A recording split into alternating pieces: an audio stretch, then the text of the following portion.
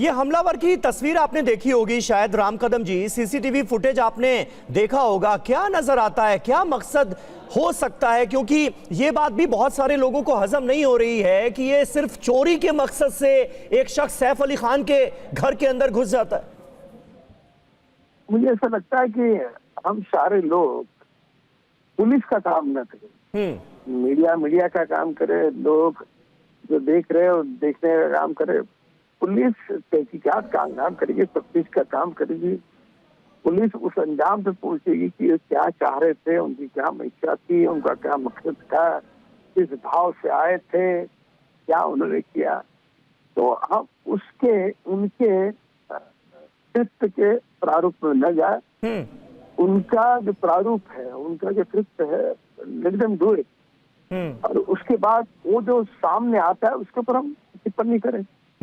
बिल्कुल सही बात है, पुलिस तो तफ्तीश कर ही रही है, लेकिन एक मुंबई कर के तौर पर, राम कदम जी आप भी मुंबई में रहते हैं, एक मुंबई कर के तौर पर आपको ये बात परेशान करती है क्या कि बांद्रा जैसी पॉश लोकेशन में, एक पॉश सोसाइटी के अंदर इस तरह से एक शख्स अंदर घुस आता है, सैफ अली खान के घर के अंदर पहुंच जाता है, उनके बच्चे के रूम तक पहुंच जाता है, सैफ अली खान पर जानलेवा हमला कर देता है? ये बहुत ही दर्दनाक घटना है। पर महाराष्ट्र सरकार और महाराष्ट्र पुलिस के लिए, चाहे ये किसी सेलिब्रिटी के घर पे हो या किसी आम आदमी के घर पे हो, तो दोनों भी उतनी ही इक्वल चीज है। ना केवल सेलिब्रिटी को मिले नहीं, लेकिन राम कदम जी, अब जो फिल्मी सितारे हैं वो तो इतने सेफ और सिक्योर एनवायरनमेंट पे रहते हैं, उनकी तमाम सुरक्षा भी होती है, आम आदमी को तो वो सुरक्षा भी हासिल नहीं है, इसलिए ये सवाल पूछा जा रहा है। हमारे साथ इस वक्त अबू आजमी भी मौजूद हैं, समाजवादी पार्टी के नेता हैं, विधायक हैं। अबू आजमी जी, कैसे देखते हैं आप इस इंसिडेंट को? सैफ अली खान के घर पर इस तरह से जानलेवा हमला हो जाना, और उस शख्स की तस्वीरें इस वक्त टीवी 9 भारतवर्ष दिखा रहा है जो कि संदिग्ध हमलावर है। नहीं, देखिए ऐसा है कि मुंबई जो है ना, एक इकोनॉमिक कैपिटल है। पूरी फिल्म इंडस्ट्री यहाँ पर है, जितने जितने बड़े बड़े इंडस्ट्रीज हैं सबके ऑफिसर्स यहाँ पर हैं, एक्सपोर्ट हाउसेज यहाँ पर हैं। और हम लोग जो है, हमारी सरकार कह रही है कि आने वाले 4 सालों में $1 ट्रिलियन का की इकोनॉमी बनेगी महाराष्ट्र में। ये सब होने के बाद अगर लॉ एंड ऑर्डर सिचुएशन खराब होगी तो लोगों को फिक्र होती है भाई ऐसी जगह कैसे जाएं। इससे दूसरी चीज, इसकी वजह सिर्फ ये है कि कोर्ट में और पुलिस का प्रोसिक्यूशन जो है उसमें तेजी होना चाहिए, सजा लोगों को जल्दी मिलना चाहिए।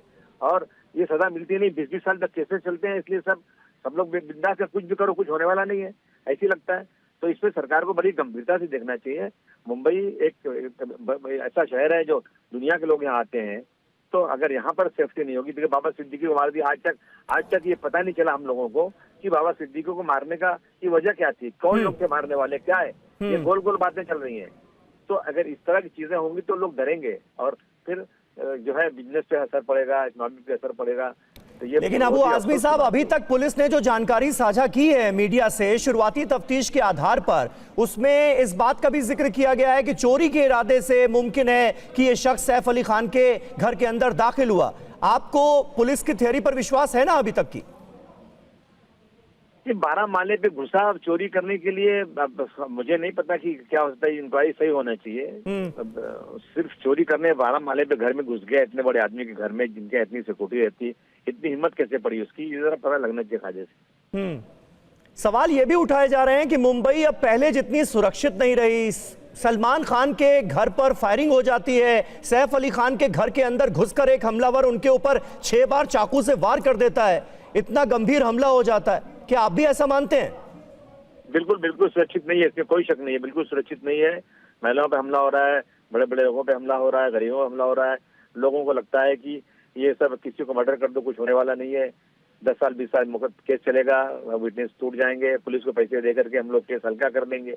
ये सब चीजें हैं, इस पे जो है ना सरकार को गंभीरता के साथ पुलिस को टाइट करना चाहिए और कोर्ट में भी ऐसे केसेस तुरंत 1.5 साल 2 साल में फैसला होना चाहिए, सजा लोगों को मिलना चाहिए। तो ये अगर होगा तो ही सब चीज रुक पाएंगी। क्या आपको भी इस पूरे इंसिडेंट में, इस पूरी वारदात में साजिश की बू आती है क्या? नहीं, मैं कुछ नहीं कह सकता इस पे। अब मैं कैसे बता सकता हूँ कोई साजिश से क्या है, आपको इंक्वायरी के बाद ही पता चलेगा। तो आपको लगता है कि सेफ्टी और सिक्योरिटी खास करके फिल्मी सितारों की और ज्यादा बढ़ाने की जरूरत है? हाल ही में हमने देखा सलमान खान की सुरक्षा में बेइंतहा इजाफा किया गया। नहीं, फिर सिर्फ फिल्मी सितारों की नहीं, बल्कि जो भी लोग हैं, जो वेल टू डू लोग हैं, जो इनकम टैक्स भरते हैं, जिनके नाम हैं। अब तो ऐसा है कि हर आदमी की जो है पूरी हिस्ट्री जो है आ जाती है, उसे गूगल पे डाल दीजिए, आप आ जाती है सबके पास कितने क्या हालत उनकी है, माली हालत क्या है। इस तरह से लोग जो है जान जाते हैं और लोग हमला करते हैं। बेकारी बहुत बढ़ती जा रही है, लोगों के पास काम नहीं है, तो ये सब चीजें तो हो रही है। ये सब इसकी वजूहत है जो हो रहा है। नहीं, सैफ अली खान के परिवार को लेकर भी कुछ विवाद उठते रहे हैं, सोशल मीडिया पर एक तरह का नैरेटिव चलाया जाता रहा है। उनके बेटे के नाम को लेकर भी अभी तक विवादित बयान जो हैं वो रुकने का नाम नहीं ले रहे। क्या आप कहीं ना कहीं इन सारी चीजों से भी जोड़कर देखते हैं क्या? नहीं, मुझे नहीं लगता कि इन सब चीजें इसमें जुड़ी होंगी। ये सब कुछ नहीं होगा। ये कोई आदमी बस चौधरी के उससे आया होगा या कुछ उनको अपनी कुछ जाति कुछ दुश्मनी होगी, लेकिन मैं इसको इतनी बड़ी साजिश तो मुझे नहीं लगता। ठीक है, शुक्रिया अबू आजमी साहब हमसे बातचीत करने के लिए। अबू आजमी नेता समाजवादी पार्टी के हमसे मुखातिब थे। वहीं राम कदम भारतीय जनता पार्टी के नेता, उनका यह कहना है कि इसे इस तरह से नहीं पेश किया जाना चाहिए कि मुंबई आम लोगों के लिए सुरक्षित नहीं रही है। पुलिस अपना काम कर रही है, तफ्तीश कर रही है, लेकिन पहली तस्वीर सामने आ गई है। देखना यह होगा कि यह हमलावर कब पुलिस की गिरफ्त में आता है। नजर बनी हुई है।